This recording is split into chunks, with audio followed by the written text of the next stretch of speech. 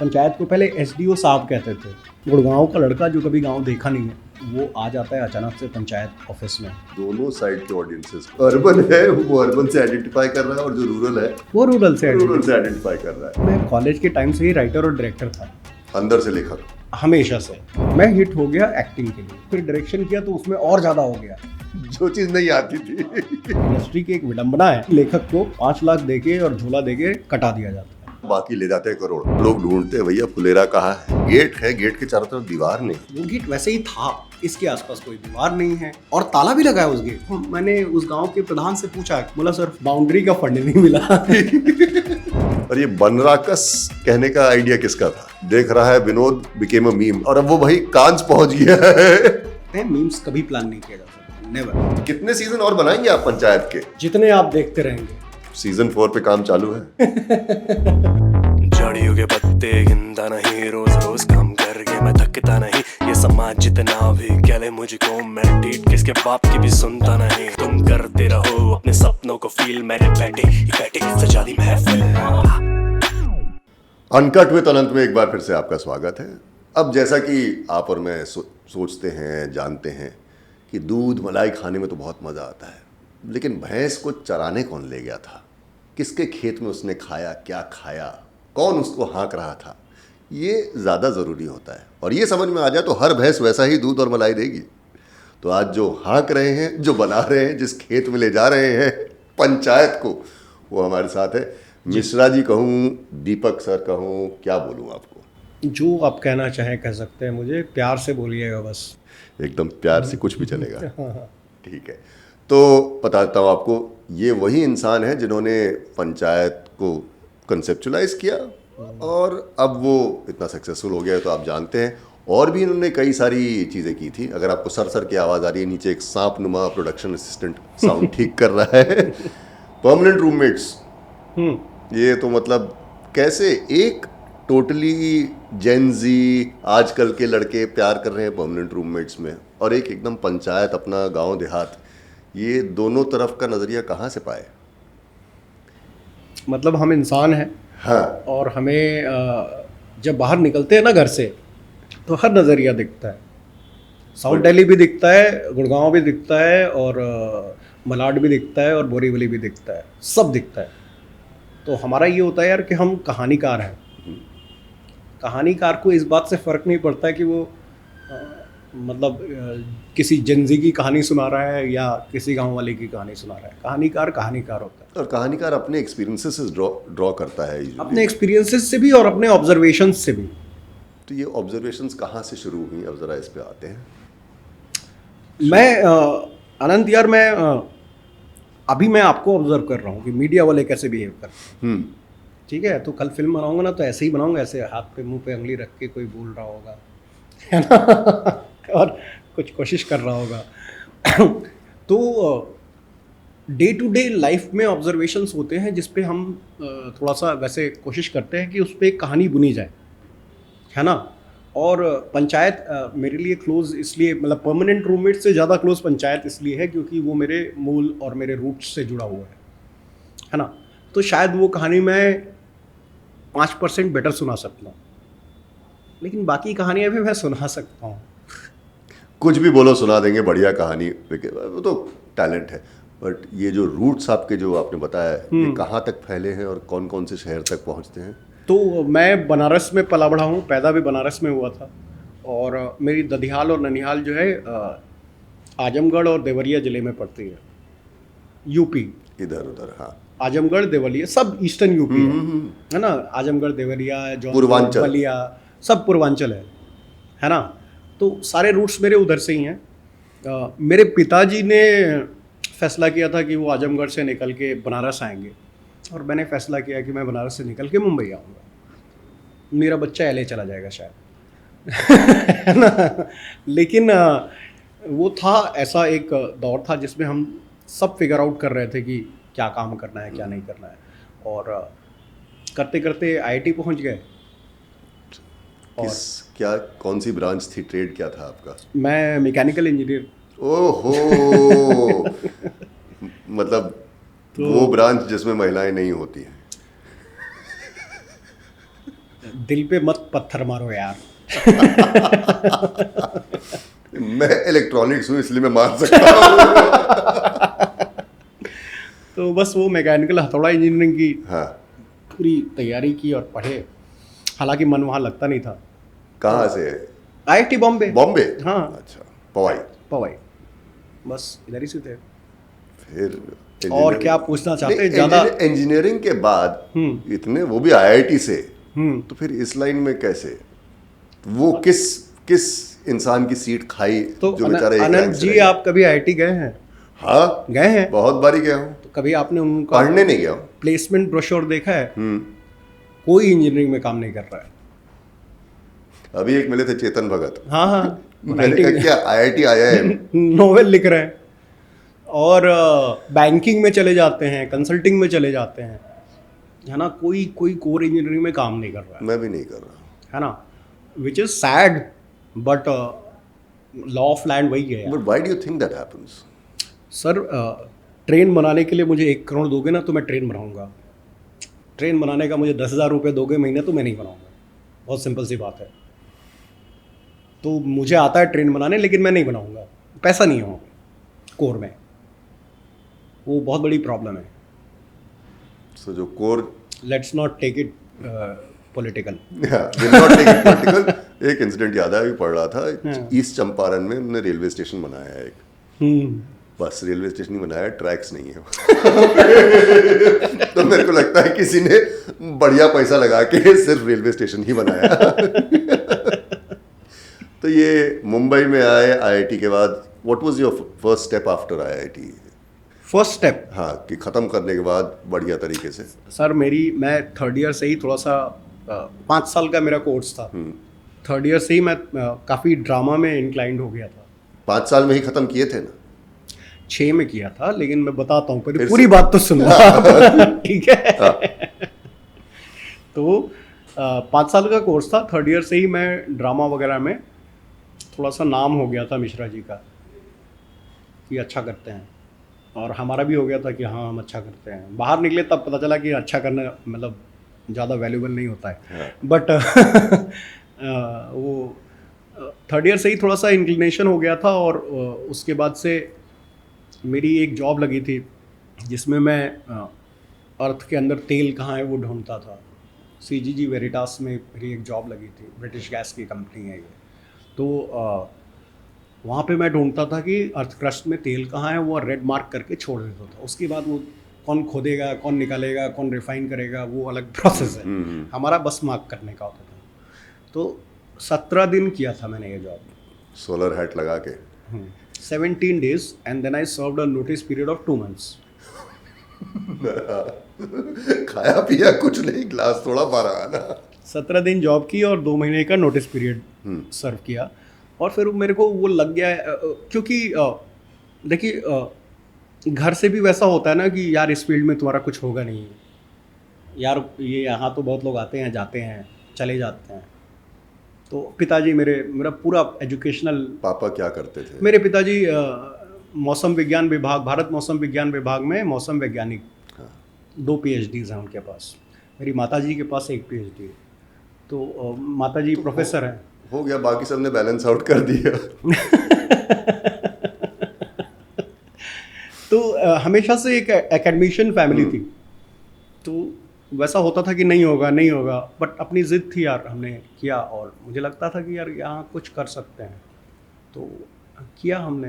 तो ये मुंबई में आपने IIT कर लिया, ख़त्म कर लिया, उसके बाद डिसाइड किया कि चलो ड्रामा, फिल्म्स, इन सब की तरफ नहीं, ड्रामा तो मेरा 3rd ईयर से ही था। हाँ। लेकिन फिर भी मैंने एक कन्वेंशनल जॉब को चांस दिया था वही कि ये करके देखते हैं, मतलब इसमें भी कुछ क्या ही बुरा होगा, है ना। किया, काफ़ी बुरा लगा। बहुत बुरा लगा। है ना। तो फिर वही आपको बताया मैंने, 17 दिन में रिज़ाइन कर दिया, 2 महीने का नोटिस पीरियड सर्व किया। और फिर उसके बाद से थैंकफुली एक दिन एक महायोद्धा से मेरी मुलाकात हुई IIT के हॉस्टल के कैंटीन में, जिसका नाम था अरुणाब कुमार। और फिर मैंने देखा कि ये आदमी हार नहीं मानता है यार, कुछ भी हो जाए। मुझे लगा अरे यार आई गॉट वेरी इम्प्रेस्ड। तो फिर उनके साथ में जुड़ा एंड रेस्ट इज हिस्ट्री। फिर आप भी सीख गए जीत हमेशा ढीठ की ही होती है। बिकॉज बॉम्बे में आंख बंद करके पत्थर मारो तो स्ट्रगलर और एस्पायरिंग एक्टर निकल जाते जी हैं। जी जी। इसमें नाम कमाना, इसमें वहां से वहां पहुंचना, कितना स्ट्रगल का पीरियड कितना था? तो आई थिंक 2009 में मैं पास आउट हुआ था। 9 में होना चाहिए था, 10 में हुआ था। ठीक है। अब थोड़ा चुभ रहा है मुझे। ठीक है। फिर 11 में मैं सर से मिला और फिर सर ने बताया कि यार एक एंटरटेनमेंट में मिश्रा स्पेस बन रहा है जो मुझे लगता है कि किसी ने कैप्चर नहीं किया है। मैंने बोला क्या? बोला यूट्यूब। मैंने बोला सर यूट्यूब पे तो उस समय तक तो यूट्यूब पे लोगों के बस कैट वीडियोस और ये सब आते थे, शोज़ नहीं बनते थे। बोला कि नहीं मिश्रा इसमें पोटेंशियल है। तो एक ना चिल्लम चिल्ली का रोल है, करेगा क्या? तो वो शुरू हुआ था, राउडीज़ एक वीडियो था हमारा और उसमें मैंने एक्टिंग की। मैं 2 साल तक गंजा होता रहा, बाल छिला। हाँ, उन दोनों जुड़वे भाइयों की तरह दिखने के लिए। तो वहाँ से शुरू हुआ था और फिर मुझे भी लगने लगा कि नहीं सर की बात में दम है, क्योंकि वो पोटेंशियल दिख रहा था यूट्यूब पे। नहीं, hats off to you guys, thank you कि आप लोग इस फॉर्मेट को यूट्यूब पे लेकर आए, वरना वही निटिंग कैसे करे, आधार कार्ड कैसे बनवाए, वही चल रहा था वहाँ पे। जी जी। तो मतलब अमेजिंग। ये आपका जो रोल वाला कैमरे के आगे से पीछे, ये ट्रांजिशन कब डिसाइड करी? देखिए मैं कॉलेज के टाइम से ही राइटर और डायरेक्टर था, अंदर से लेखक हमेशा से। लेकिन मैं हिट हो गया एक्टिंग के लिए। तो मैंने कहा ठीक है, जो माता सरस्वती दे रही हैं सब आज आन दो। तो वो एक बड़ी भ्रांति बन गई थी कि मैं एक्टर हूँ। मैं कभी नहीं था। I was never an actor. Does it happen with you? जिस चीज़ में बहुत मन लगाया उस चीज़ को उतना नहीं सराहते, जो ऐसे ही कर दिया उस ज़्यादा सक्सेसफुल, उसके लिए ज़्यादा प्रशंसा। नहीं सर, वो तो उसमें ज़्यादा वो हुआ और फिर डायरेक्शन किया तो उसमें और ज़्यादा हो गया। जो चीज़ नहीं आती थी। हाँ, तो मतलब मैं वो देखता ही नहीं हूँ कि किस में क्या मिलेगा। मैं वो करता हूँ जो मुझे क्या मिलेगा उसमें, सुख के लिए, बस उतना ही करता हूँ। बहुत बढ़िया है। एक बात बहुत अच्छी है आपके ऑर्गेनाइजेशन की कि यहाँ पे राइटर्स की औकात काफ़ी ऊपर मानी जाती है जी। एंड आई बिलीव सबसे पहले राइटर्स को ऑन रोल रखने वाले, पहले तो कॉन्ट्रैक्ट पे आते हैं ना, पर्चा लेके भाई ये लिखी है स्टोरी, देख लो तो ठीक है, इसके इतने देंगे। यहाँ पे ये कल्चर अलग है जी। ये किसने डिसाइड किया? अर्नब ने डिसाइड किया, कलेक्टिव? क्योंकि हम सब राइटर डायरेक्टर थे और हमें पता था कि फिल्म शुरू होती है सेलटेक्स पे और फाइनल ड्राफ्ट पे। कोई भी अच्छी फिल्म वहीं बनती है पहले। लेकिन ये हमारे मतलब इंडस्ट्री की एक विडंबना है कि वहीं उसी लेखक को 5 लाख देके और झोला देके कटा दिया जाता है। तो उसके वो झोला ही पकड़े रह जाता है, बाकी ले जाते हैं करोड़। ये बहुत ही विडंबना है। तो हमने वो कल्चर शुरू किया कि नहीं यार, आप विदेशों में देखिए ना, आप जानते हो ना स्पीलबर्ग कौन है, आप जानते हो ना क्रिस्टोफर नोलन कौन है। क्यों जानते हो? Because they have dedicated their lives to film making and they have made films like. और वो भी अपना स्टार वॉर्स का पर्चा या बैटमैन का पर्चा लेके बहुत जगह घूमे हैं जी। लिखने के बाद, ठोकरे खा के फिर लेकिन आप अल्टीमेटली उनको जानते हो क्योंकि वो रियल सुपरस्टार्स हैं यार। मुझे आज भी लगता है कि इंडस्ट्री में क्या, मैं मतलब ऐसा कोई नाम लेके किसी को मतलब नहीं बोलूँगा, लेकिन 1970 से सलीम जावेद साहब ने बहुत अच्छा काम किया है राइटिंग के टर्म्स में। अच्छी फिल्में यार, दीवार और ये सब फिल्में आज बनती हैं। आज तो इमी चल रहा है बस।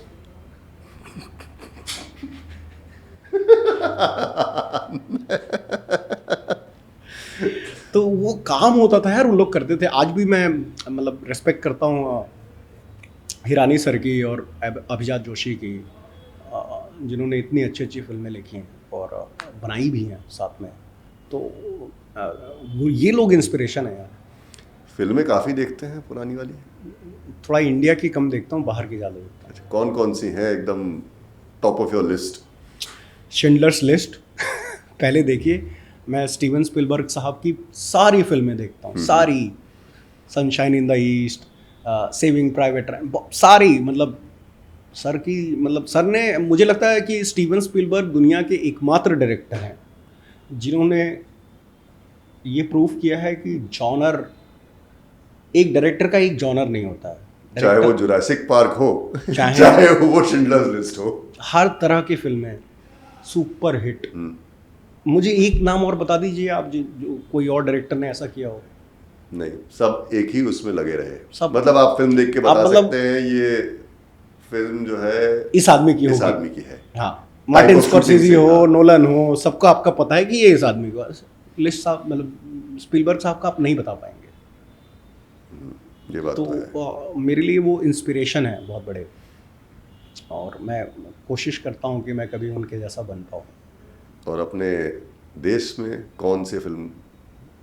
अपने देश में सर बहुत सारी फिल्में हैं, सबकी फिल्में मुझे पसंद आती हैं। मैं लगान बहुत अच्छी लगी थी मुझे, मुझे स्वदेश बहुत अच्छी लगी थी, मुझे मुन्ना भाई सीरीज़ बहुत अच्छी लगी थी, स्पेशली 2 मुझे बहुत ज़्यादा अच्छी लगी थी, बेटर देन 1। हाँ, तो इसमें भी बहुत सारे लोग हैं यार जो अच्छा काम कर रहे हैं, और मुझे लगता है कि अच्छा काम करने के लिए स्कोप है, अगर आपके अंदर इच्छा और लड़ने की क्षमता है तो ये जीत हमेशा ढीठ की हाँ होगी। ये पंचायत का फर्स्ट ड्राफ्ट लिखने में कितना टाइम लगा था आपको? पंचायत शुरू हुआ था आनंद जी, वैसे कि हम लोग ना, बस ऐसा हो गया था मेरा और चंदन का कि हम लोग को ना थक हार गए थे हम लोग सिनेमा में गांव का जो पिक्चराइजेशन किया जाता है वो देख के कि यार ये गांव के लोग तो भोले भाले होते हैं, क्यूट होते हैं, और एक ही बैल चलाते हैं, हल चलाते हैं, और पेड़ के नीचे बैठ के हुक्का पी के अपने प्रॉब्लम सॉल्व करते हैं। ये नहीं है। अब गांव वाले ज़्यादा ओपिनियनेटेड होते हैं। गांव वाले आपसे ज़्यादा शाणे हैं, बहुत ज़्यादा। उनके पास सब कुछ है, आज टिकटॉक भी है उनके पास, सब कुछ है।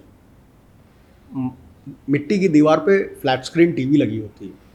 सबसे ज़्यादा व्यूज़ भोजपुरी गानों के होते हैं ऑल अक्रॉस द वर्ल्ड। तो एक हमेशा से था कि यार एक रियलिस्टिक गांव दिखाना है, और उस दिशा में हम थोड़ा सा आगे बढ़े, और कहानी को बहुत समय लगा पंचायत तक आते आते। मतलब पहले तो ये हुआ था कि हम लोग एक पंचायत को पहले एसडीओ साहब कहते थे, है ना, तो कि कोई एसडीओ बन के लड़का आया है जो एक डिस्ट्रिक्ट लेवल पे है, और बीएलओ, एसडीओ, हाँ, इस पे आया है। फिर हमें लगा कि इसको और नीचे ले जाते हैं, हम लगा कि हम इसको एकदम ग्रास रूट लेवल पे ले जाते हैं, और इंडिया की डेमोक्रेसी में पंचायत से नीचे कुछ नहीं है ग्रास रूट पे। तो पंचायत में फिर हमने रिसर्च करना शुरू किया कि पोस्ट क्या होती हैं, कैसे होता है, कैसे एंट्री होती है, कैसे मतलब इन लोगों का नियुक्ति होती है। तो फिर हमें पता चला, और फिर हमने कहा कि नहीं यार, इसको ग्राम पंचायत लेवल पे लेके आते हैं। गुड़गांव का लड़का जो कभी गांव देखा नहीं है, और नोएडा गुड़गांव का लड़का जो कभी गांव नहीं देखा है, और वो आ जाता है अचानक से पंचायत ऑफिस में, तो उसके साथ क्या होगा। और ये fish out of the pond वाली स्टोरी है ना, कि निकला और अब देखते हैं क्या होगा। और उसके बाद हमारे देश के गाँवों की ब्यूटी, तो सब मुझे लगा कि यार बड़ा मतलब एक समावेशी तरीके से हो रहा था और ऑर्गेनिक हो रहा था। तो मुझे लगा कि हाँ, ये करते हैं। बहुत ही समझदारी से दोनों साइड के ऑडियंसेस को एक ही स्टोरी में कि जो अर्बन है वो अर्बन से आइडेंटिफाई कर रहा है, और जो रूरल है वो रूरल से आइडेंटिफाई कर रहा है जी। एक ऐसी मुझे फिल्म याद है, पहली बार मैंने पंचायत देखी थी, पहली सीरीज, राहुल बोस की एक फिल्म थी, इंग्लिश ऑगस्ट। अच्छा। तो उसमें वो आईएएस अफसर होते हैं, मिदनापुर भेज दिए जाते हैं ऐसे ही। तो और कुछ नहीं, एक टूटा फूटा जैसे पहली बार पोस्टिंग मिलता है, तो आईएएस गिरी तो कम करते हैं, गांजा उगाते हैं वहाँ पे, और फूक फूक के डिसीजन लेते रहते हैं। बढ़िया है, मौका लगे देखिएगा। Similar story lines. Casting of Panchayat, तो ये एक बहुत ही, अब तो खैर it's become a refined specialised role. आप लोगों की कास्टिंग बे वाले ही कर रहे हैं या आप लोगों का उसमें कितना इनपुट रहता है?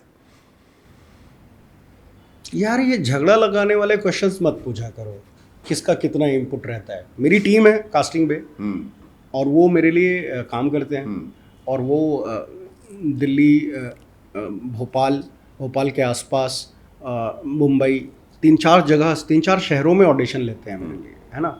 और मैं उनको ब्रीफ करता हूँ। ये एक बहुत कोलैबोरेटिव प्रोसेस है ना। और वो ब्रीफ लेके वो जाते हैं और फिर वापस आते हैं? बिल्कुल वापस आते हैं और लेके आते हैं। और फिर कई बार दोबारा जाते हैं?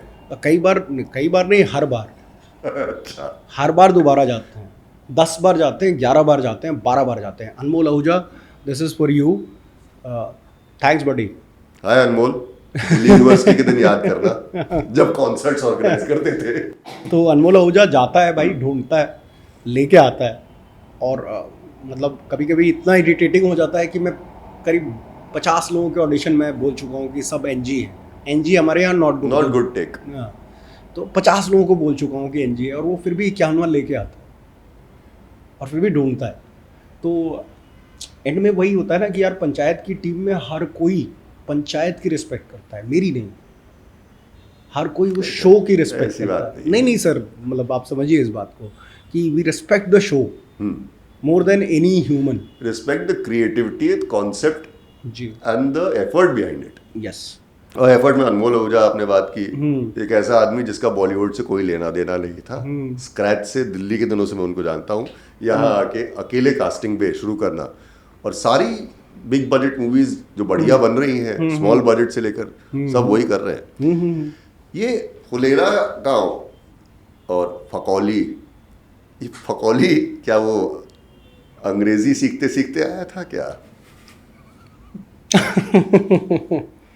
फकौली नाम हम रख सकते थे, कुछ भी रख सकते थे, लेकिन हमें एक प्रोजेक्शन देना था कि इस जगह में कुछ भी नहीं है, फकौल है, और फकौल से बना फकौली। फुलेरा कहाँ से बना? फुलेरा मेरे जान पहचान का गांव है। अच्छा। जो मैं जानता हूँ यूपी में है एक्चुअली में, तो हमने उस पे रखा था। बड़े डिस्कशन होते, लोग ढूंढते भैया फुलेरा कहाँ है। मतलब देखो, वैसा था कि फिल्मों में गांव के नाम बड़े स्टीरियोटिपिकल होते हैं, चरणपुर रख देते हैं, रामपुर रख देते हैं, लेकिन एक्चुअल गांव के नाम होते हैं लधुआई, महोड़िया, है ना, बांसोपट्टी, हाँ ऐसे होते हैं गाँव के नाम। तो हमें था कि यार वो रियल वाला रखना है, फुलेरा, है ना, तो वो रियल वाला फिर गाँव हमने डिसाइड किया कि रखते हैं। आपने एक्टिंग भी की उसमें, ट्यूबलाइट लगवाने जब आए थे शादी के दौरान, कितने लोग रिकॉल कर सकते हैं? क्या लोग पूछते कि वही था तर तर तर तर तर तक तक तक भग भग भग भग? नहीं, लोग रिकॉल करते हैं, पता रहता है। हाँ हाँ, लगातार लोग बोलते हैं, लेकिन वो रोल करना मेरी मजबूरी थी। नहीं मिला था कोई? नहीं, मैं डायरेक्ट कर रहा था, और जो लड़का आया था वो जीतू को देख के कॉन्शियस हो गया, और वो बोल ही नहीं पा रहा था, एक वर्ड नहीं निकल रहा था। उसको मैंने समझाया, बहुत बार समझाया, 3 घंटे 4 घंटे समझाया। जब 4 घंटे निकल गए तो मुझे भी लगा कि यार प्रोडक्शन का पैसा जा रहा है। तो मैंने बोला, अपनी स्टाइलिस्ट को बुलाया और बोला कि get me a costume, I will do this. तो बस मैंने कर दिया, उसमें कुछ भी नहीं था, बट वो छोटा सा रोल था। वो बेचारा लड़का, पता नहीं, मुझे आज तक नहीं समझ में आता है कि लोग स्टार्स से क्यों ऐसा ओवरवेल्म हो जाते हैं। ये जो पंचायत ऑफिस है, इसका सेट डिज़ाइन बड़ा मेरे को स्ट्राइक किया कि एक गेट है, गेट के चारों तरफ दीवार नहीं है, लेकिन गेट ज़रूर है, और वो पानी की टंकी, और वो इकलौता, आसपास खेत भी नहीं दिख रहे हैं। तो ये सेट जीरो इन करने में कितना लगा, और क्या क्या बनवाया उसमें आपने? सब कुछ था? देखिए, चाहे हम जितना भी सेट डिज़ाइन कर लें, हाँ, रियलिटी उसको फोड़ देती है। तो वो जो गेट आप देख रहे हैं ना, वो हमने नहीं बनाया, बिना दीवारों के। मैंने बस चूज़ किया कि मैं ये फिल्म करूँगा, हाँ, कि ऐसा गेट, ऐसा द्वार एग्जिस्ट करता है। उसमें ऑफ कोर्स हमारे प्रोडक्शन डिज़ाइनर्स ने थोड़ा सा रियलिज्म का एलिमेंट उसमें डाला, लेकिन वो गेट वैसे ही था। जब मैं लोकेशन देखने गया, मैंने बोला कि ये गेट क्यों है, इसके आसपास कोई दीवार नहीं है, और ताला भी लगा है उस गेट में। गेट लगा है, ताला भी लगा है। तो मैंने उस गांव के प्रधान से पूछा कि सर क्यों?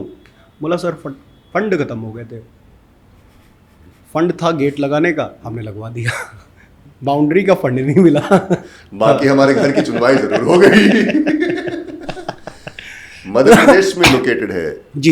ये कौन सा गांव है? ये भोपाल से आप मतलब वेस्ट की तरफ चले जाइए 50-60 किलोमीटर, तो एक ज़िला पड़ता है जिसको सीहोर कहते हैं।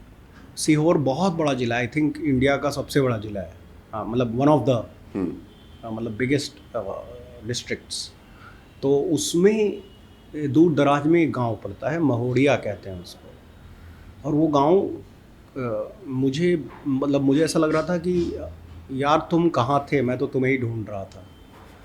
और वो गांव मुझे लगा कि मेरी कहानी सुनाने के लिए बिल्कुल एप्ट है और बिल्कुल सही है, तो हमने ज़ीरो डाउन किया उस पर। वो गांव ऐसा था कि जिसमें आधा डेवलपमेंट भी दिखता है और आधा गरीबी भी दिखती है, थोड़ा जात पात भी दिखता है और थोड़ा प्रोग्रेसिव थॉट्स भी दिखते हैं।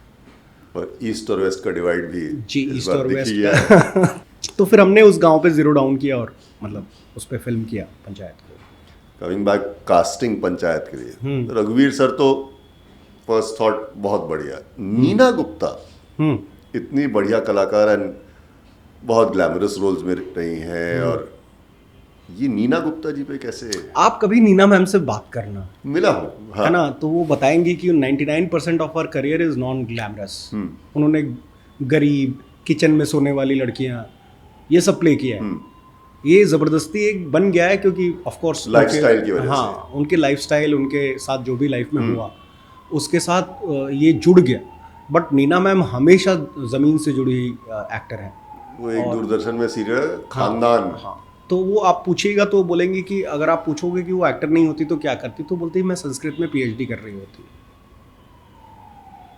तो वो एकदम जमीन से जुड़ी, उनका इमेज बहुत अलग हमारे दिमाग में बन गया है। But she is brilliant in every aspect.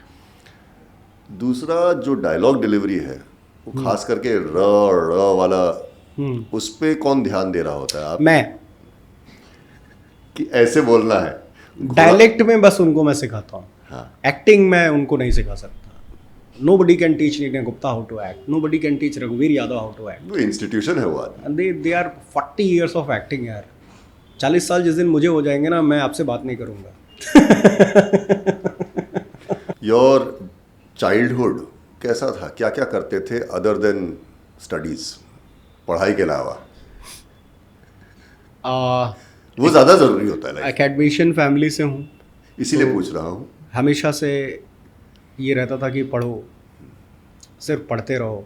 Apart from studies आपने बोला तो वही मेरी आधी दुनिया ख़त्म हो गई थी।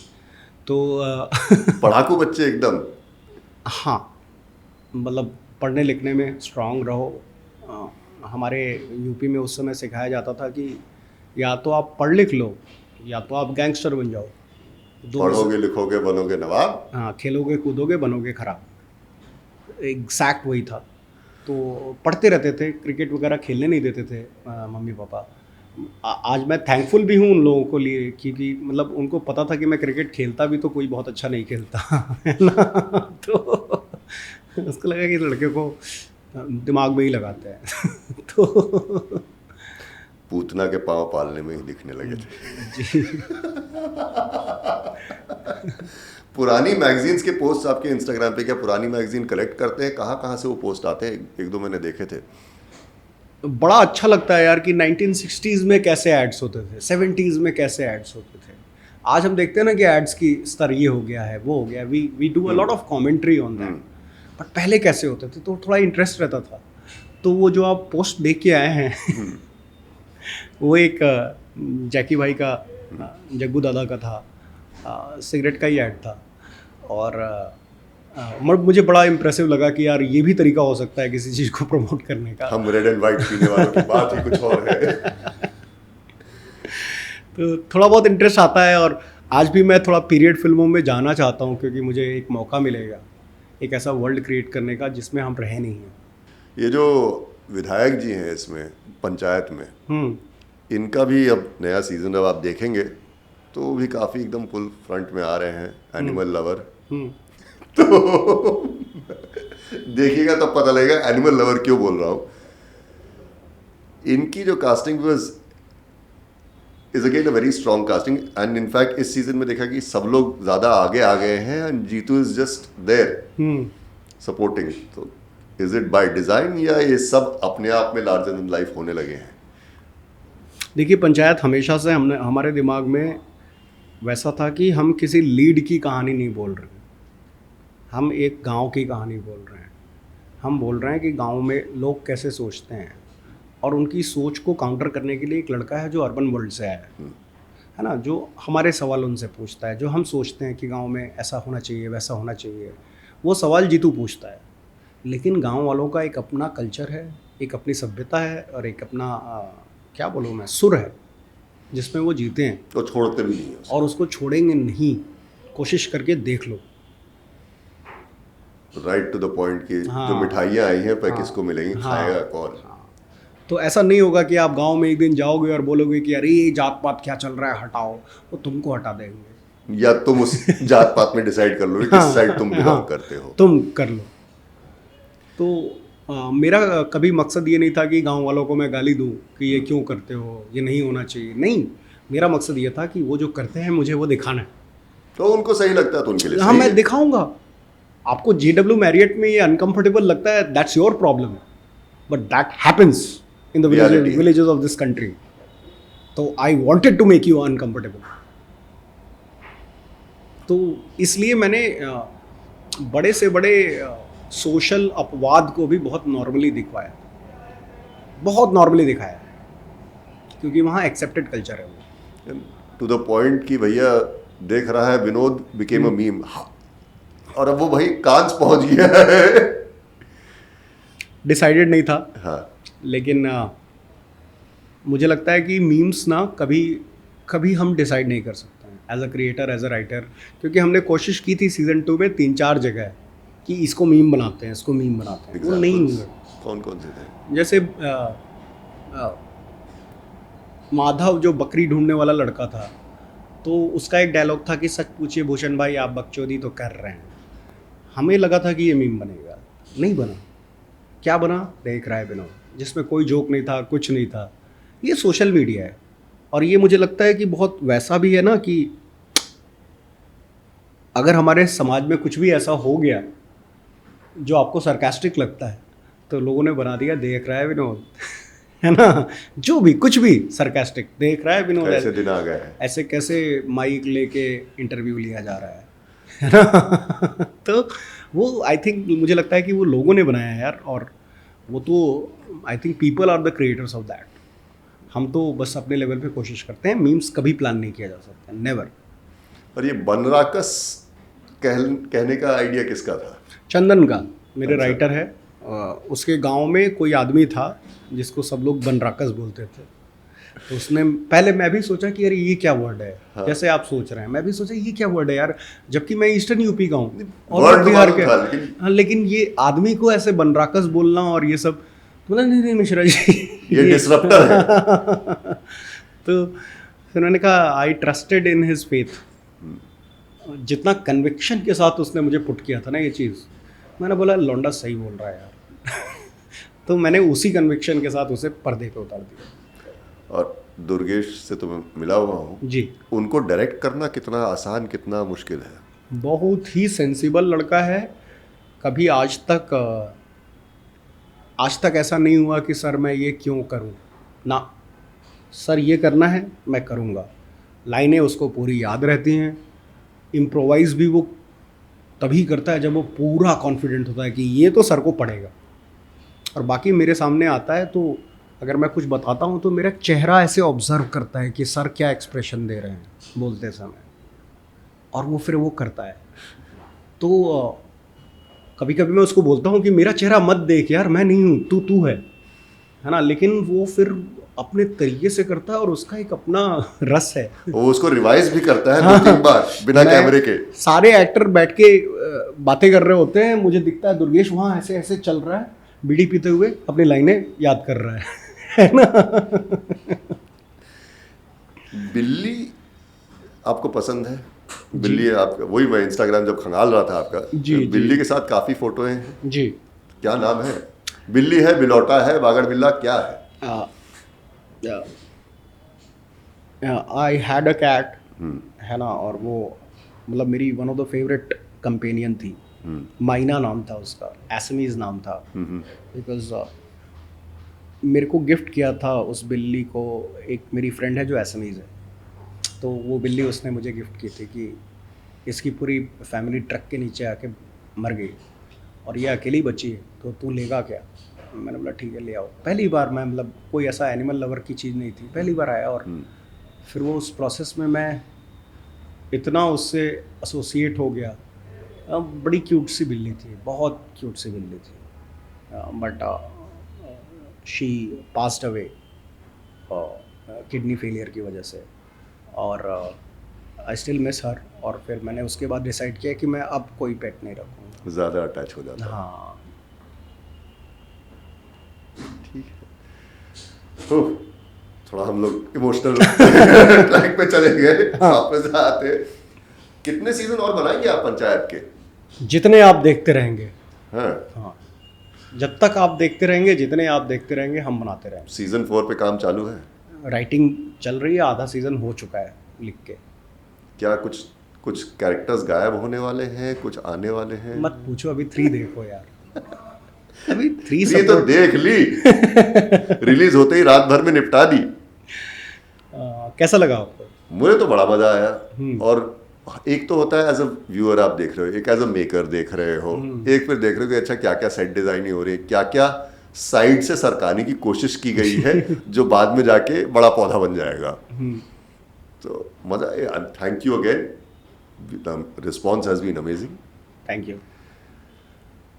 एक कुछ फॉर एस्पायरिंग फिल्म मेकर्स, आजकल हर कोई छोटा मोटा सीरीज बना देता है, शॉर्ट फिल्म कॉम्पिटिशन इतने हो गए हैं, कुछ ज्ञान की बातें मिश्रा जी के मुंह से कि क्या करना है। मतलब अब उस लेवल पे पहुंच गए। वही बोल रहे हो जो करने से मैं, ज्ञान बांटने से मैं नफरत करता हूँ। हाँ, मुझे लगता है लर्निंग बाय डूइंग, मेरे पापा कहते थे लर्निंग बाय डूइंग। तो आपकी सबसे ज़्यादा लर्निंग तब होती है जब आप कोई काम एक्चुअली में कर रहे होते हो। उसकी थियरी पढ़ने से आपकी लर्निंग नहीं होती, प्रैक्टिकल।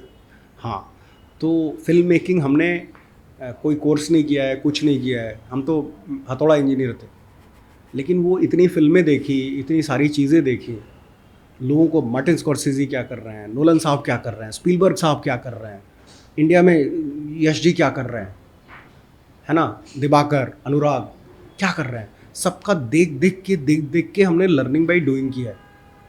और उसके बाद फिर हम ज़मीन पे उतरे। तो मुझे ऐसा लगता है कि नए फिल्म मेकर्स को अपने दिमाग में आइडियाज़ को मैरिनेट करना चाहिए, लेकिन ऐसा मत करो कि यार 5 साल आप मैरिनेट ही कर रहे हो, सड़ जाएगा। तुरंत उसको सेट पे ले आओ, 5 मिनट का एक वीडियो बना लो, 10,000 रुपये के बजट में 5 मिनट का एक वीडियो बना लो, आपकी आधी लर्निंग वहीं क्लियर हो जाएगी कि ज़मीन पे काम कैसे होता है। फिल्म मेकिंग की बात कर रहे हैं आप जी, पिक्चर डायरेक्ट करने का कोई प्लान है?